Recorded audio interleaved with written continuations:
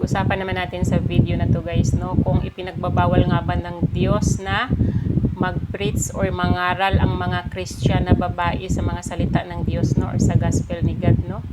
Kung wala nga bang karapatan ang mga Christian na babae na mangaral sa mga salita ng Diyos or mag-share ng gospel ni God, no. Kasi may napanood kasi ako nito, ilang beses na akong nakapanood na yung mga preacher na babae, no, ginajudge ng ibang mga preacher na wala nga daw karapatan daw ang babae na mag-preach, no, kasi yan ay nakasaad daw sa Bible, no. Ang tinutukoy kasi nilang Bible verse ay yung nakalagay sa 1 Timothy chapter 2 verse 11 to 12, no. Ang nakasaad dito ay, let a woman learn quietly with all submissiveness. I do not permit a woman to teach or to exercise authority over a man. Rather, she is to remain quiet, no? Itong Bible verse na to, no, applicable ito sa mga mag-asawa, di ba? Ito yung batas ni God na pinapa-implement niya sa mag-asawa, no. Ayaw niya na pangunahan ng asawang babae yung mga asawa nilang lalaki, lalo na sa pagdating sa pagdidesisyon sa pamilya, no. Pinag-uutos nga niya na ang mga babae, ang mga asawang babae dapat maging submissive sa mga asawa nilang lalaki, no. Meaning, ang mga asawang babae dapat magsunod-sunuran lang tayo sa mga asawa natin, no. Huwag nating pangunahan ang mga asawa natin dahil nga ito sa kasalanan ng unang babae, 'di ba? Dahil nga sa nakagawa ng kasalanan yung unang babae na creation ni God, 'di ba? Yung nagpatukso siya kay Satan, no, kinain niya yung prutas na ipinagbabawal ng Diyos na kainin nila, no. Nagpatukso siya at saka tinukso niya rin yung lalaki, 'di ba? Siya ang dahilan kung bakit nagkasala din yung lalaki. Kaya ito din ang naging dahilan kung bakit ipinagbabawal ng Diyos na pangunahan natin ang mga asawa nating lalaki, lalo na sa desisyon, no. Kundi ang sabi dito ay dapat ay mag-aral tayong manahimik, 'di ba? Manahimik tayo, huwag tayong makialam sa mga desisyon sa mag-asawa po ito applicable, no. Pero pagdating sa pangangaral or pagpipreach ng gospel or mga salita ni God, no, wala naman akong nakitang no, na red flags na ang mga babae ay ipinagbabawal na mag-preach ng mga salita ni God, no. Kasi nakasaad dito sa Mark chapter 16 to 15, and he said to them, go into all the world and preach the gospel to all creation, di ba? Although ang Bible verse na ito ay ipinag-uutos ni Jesus Christ sa mga disciple niya, no? Pero parang gano'n na rin yun sa atin, no? Kung tayo ay true follower tayo ni Jesus Christ, kung tayo ay born again Christian, no? Bakit ipagbabawal ba sa atin ng Diyos na i-preach natin o ipangaral natin yung gospel niya na yun ang makakatulong, di ba? Para magkaroon ng kaligtasan ang lahat ng mga tao na nakakarinig at maniniwala doon sa gospel na isinishare natin, no? Pang general na rin itong na to, no, itong kautusan na to, no, nakalagay dito na pumunta kayo sa buong mundo, no, ipangaral ninyo ang magandang balita ng Diyos sa lahat ng mga tao. Yan ang nakasaad dito, no, pang general ito, hindi lang ito para sa disciple ni Jesus Christ, di ba? At saka nakalagay din dito sa 2 Timothy chapter 4 verse 2 to 5, preach the word, be ready in season and out of season, reprove, rebuke, and exhort with complete patience and teaching, di ba? Pinag-uutos nga na ipangaral nga yung mga salita ng Diyos, no? Hindi ito seasonal, season or out of season daw. Ang pagpangaral sa salita ng Diyos, no? Wala yang season, di ba? Hindi siya seasonal, pwede mo siyang ipangaral kahit anong oras, kahit anong araw, di ba? Walang ang limitasyon ang nakalagay dito. Basta ang importante ay maging matyaga, maging pasensyosa tayo sa pagtuturo natin, no? At ang importante na iintindihan natin, naunawaan natin yung tinuturo natin, no?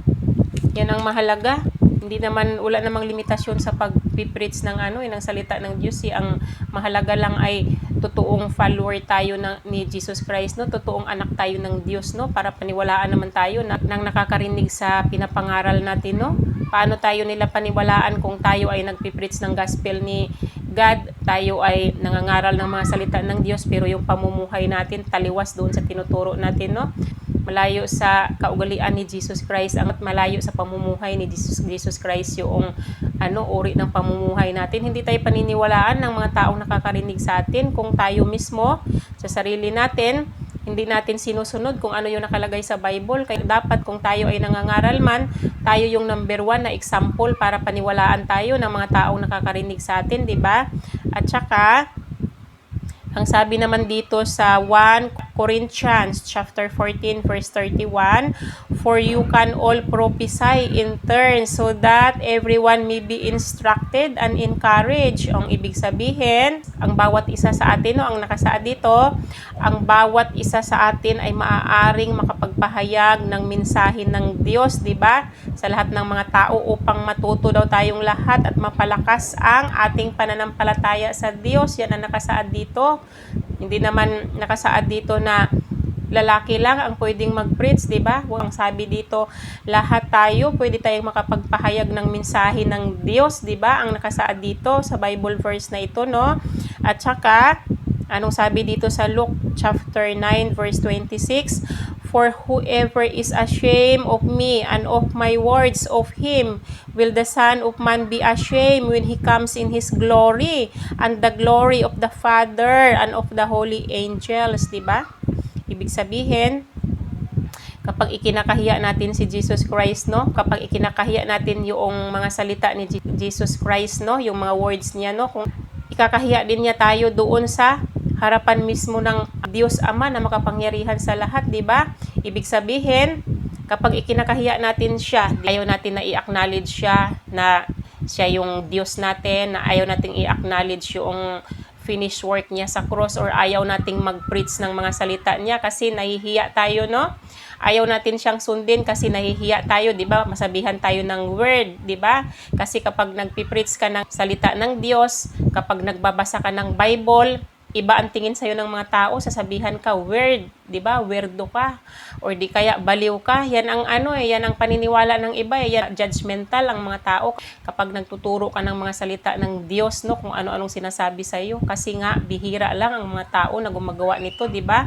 Kasi kadalasan talaga ngayon ang sinusunod nila yung gawain ng evil, di ba? Bihira lang yung mga tao na nagpipreach ng mga salita ng Diyos, yung totoong follower lang ni Jesus ang nakakagawa nito, no? Yung totoong anak lang ng Diyos, no?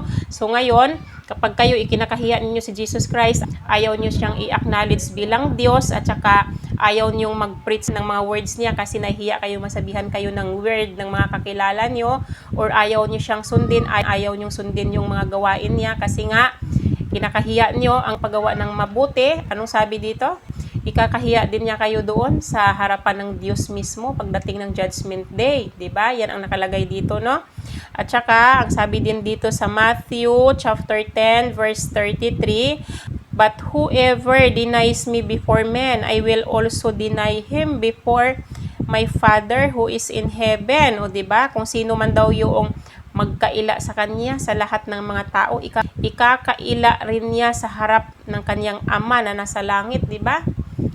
Sa paanong paraan nga ba natin ikakaila si Jesus Christ, no? Yun nga yung ayaw natin na i-acknowledge siya, no, na bilang Diyos natin. Ayaw nating i-acknowledge sa mga tao na siya ang Savior natin, no? Naya tayo pwedeng maligtas dahil sa Kanya, no? Ayaw nating i-acknowledge yung finished work niya doon sa cross, no? Yan ang example na ikinakahiya natin siya, no? Hindi natin ina-acknowledge na siya ang Savior natin, siya ang binigyan ng authority ni God para mamahala dito sa sa earth, no, at saka doon sa heaven. Ayaw nating i-accept sa mga sarili natin kasi ikinakahiya natin yung ganyang no, gawain, no.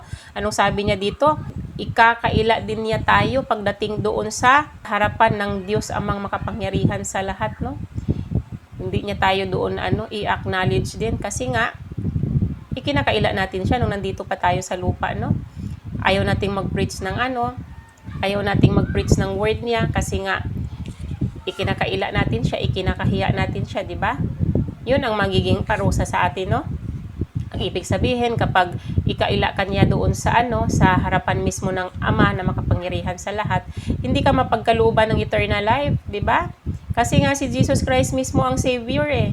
Ibig sabihin, Kapag ikaila ka niya doon sa harapan mismo ng Ama na makapangyarihan sa lahat, hindi ka magkaroon ng kaligtasan kasi si Jesus Christ lang ang Savior natin. Siya nga ang daan. Kaya kailangan, wag natin siyang ikaila, wag natin siyang i-deny, i-accept natin siya sa mga sarili natin, i-accept natin siya, i-acknowledge natin siya sa mga buhay natin. Kasi siya lang ang Savior natin. Hindi tayo makakarating doon sa Ama, sa Diyos Ama na makapangyarihan sa lahat kung hindi tayo dadaan kay Jesus Christ, kasi siya nga ang daan para sa kaligtasan, no? Nakalagay yan sa scripture niya, no? Sa John 14:6, no? I am the way, the truth, and the life. No one comes to the Father except through me. Tandaan natin yan, no? Kaya hindi pwedeng ikaila natin si Jesus Christ. Kailangan i-acknowledge natin siya, i-accept natin sa mga sarili natin na siya ay God, siya ang Savior nating lahat, no?